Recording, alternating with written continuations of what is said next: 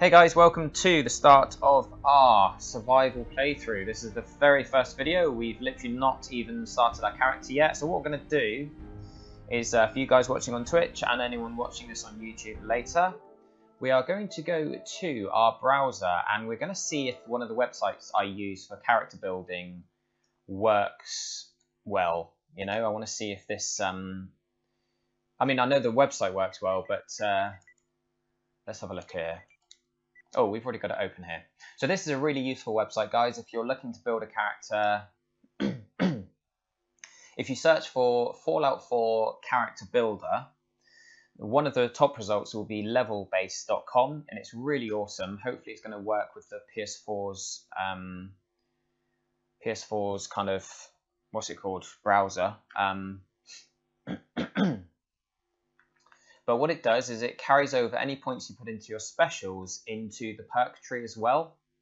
And you can even put points into the perks and you can kind of figure out what level you need to be to get certain perks, all that kind of thing. It's really useful. So what I was thinking, guys, just to run through this quickly, you were asking earlier, Samurai, about whether we knew what build we were going to go for. In the long run, I do want to concentrate at least partly on melee. Because if you look at things like Blitz, which you're probably well aware of, Blitz is where you can melee using VATS. You can melee from a long, long way away. You don't have to be up close. And the further away you are, the more damage you do. Also, if you pair that with Ninja, so Ninja at level 3, if you're sneaking, if you get a sneak attack in, ranged weapons from sneak do 3.5 times extra damage. But melee weapons do 10 times. So if you get a sneak attack from range with Blitz, you're getting 10 times damage, then you're getting whatever multiplication or whatever bonus damage you get from Blitz. You're also getting, if you've got big leagues and you've got 5 points in there, you're getting double damage. So you're getting 20 multiplied by Blitz, which multiplies it by however many times. I haven't looked into the exact figures. I could probably research that for the next stream, actually. That would be quite interesting. But basically, you're getting dozens and dozens of times the damage that you would normally get by sneaking around and using a basic melee weapon. So we are going to put 1 point in there. Now, strength also increases our melee damage. But what I was thinking is an extra point in big leagues gives us 20% extra damage. But an extra point in strength only gives us 10%. So if we're going to put perk points in, rather than increasing our strength, although the strength will give us more carry capacity as well, I was thinking we'll just leave it so that we can increase our melee damage through that specific perk rather than by leveling up strength, you know.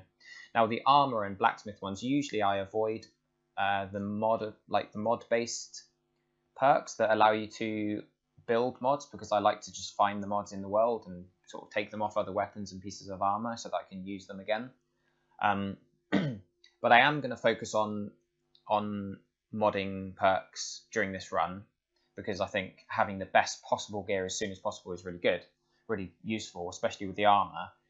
But what I was thinking is you need to be level 39 before you can take the top level of armor anyway. Pardon me, guys. So even for the second level, like rank 2 mods, you need to be level 13 for this one. You need to be level, hang on, it's difficult to navigate on the PS4. You need to be level 16 for level 2 mods on blacksmith.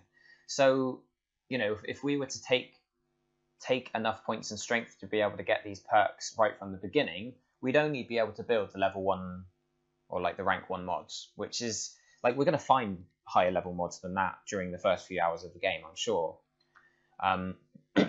So I'm not going to focus on them right from the beginning, but in time, as we get to higher levels and those higher level versions of those perks become available, we will start adding more points in strength. And also because at the start, we're not going to really be relying on melee weapons until we've got things like sneak, blitz, and ninja. So at the beginning, we're not going to have those perks, so we're not going to be playing with melee right from the start, which is, you know, that just goes without saying, it's be very difficult if you do that without having this decent perks. Perception, we're going to put, I think, 4 points in there, or 3 points, so a total of 4. Be interesting to see it once we've done this build, what you guys think of it. Now, locksmith, I think we're going to be running low on ammo, because ammo is obviously going to take a lot more bullets to kill people because it's on higher difficulty. So having locksmith, where we can pick locks specifically for the ammo boxes and any other locked containers, is going to give us more of an ammo income, which is going to be useful. I would like demolition expert, not for the grenades and stuff, but because some of the weapons you pick up have a perk where you get explosive damage on top. So like I've got a explosive SMG, which is actually one you can buy. It's available for everybody. It's not a random drop. You can buy it from one of the vendors. It's called Spray and Pray. And I hadn't really thought about this, but the demolition expert that increases the damage of the explosive aspect of those weapons as well. But until we get one of those weapons, it's kind of pointless taking the perk straight away, because we've only got a limited number of points, obviously. Endurance is where we're going to want a lot of points. And I think on the build that I kind of put together the other day, I believe I had 8 points. Now, the reason for that was because Life Giver is useful. It gives us health regen at the top level, and you only need to be level 16 to be able to have that rank 3 version. Now, these top 3 are really useful for healing. So Ghoulish is where if you're irradiated, it heals your health. Solar powered is where you get health regen when you're in the sun. Now, of course, we're going to be walking everywhere because there's no fast travel on survival. So we're going to be out in the sun a lot. But obviously, we haven't got enough points to put 10 in, really, because there's other specials I need. But the reason we put 8 is because Cannibal is another way we can heal ourselves. So if we're probably going to upset our companions doing this. Our companions are going to get like annoyed with us because we're going to be eating corpses and stuff. But to be honest, like healing is more important than keeping our companions happy. And some of them might like it, some of the more sadistic ones. So, so at least having level 8 on this gives us a nice lot of starting health because we've got high endurance, and also it means that we're not using up as many action points when we sprint. So we've got more access to our VAT system.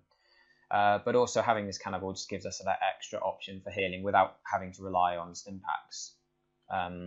My controller's spazzing out a bit here. Charisma is the one that I usually take a nice lot of points in, but for survival, there's not really anything in this tree that's going to be useful to us. So we're going to leave that at the lowest level. Intelligence, I believe. Now, pardon me. Usually I like to have Hacker and Scrapper in intelligence. And Gun Nut would be good for modding, but again, the same applies to the other modding perks where we need to be high level to get the decent mods anyway. We're going to put at least 1 point in for the medic. What I was thinking, though, is that with Scrapper, obviously you need Scrapper to get access to some of the rarer components. So we are going to be building a lot of stuff, and we're going to need those components, but it's going to leave us short on points elsewhere if we take another 3 points just to get Scrapper, sorry. Hacker's useful as well, but again, it's not going to be imperative. So what I was thinking is if we take Idiot Savant, because it'd be nice to level up quicker and get access to some of the perks that we don't take at the beginning. If we take Idiot Savant with low intelligence, then we're going to be leveling up so quickly that we can make up for the points that we don't put into intelligence. So Gun Nut, again, we can take that later. Hacker we can do without. Scrapper, what I'm going to do is rather than taking that at the beginning and breaking everything down to get the rare components, I'm going to just store everything, like store all the armor and all the weapons that I would normally break down. And then I'm going to like wait until we've got Scrapper, because eventually we'll build up intelligence to get these perks. And then I'll go to that box, take everything out and just scrap it all then.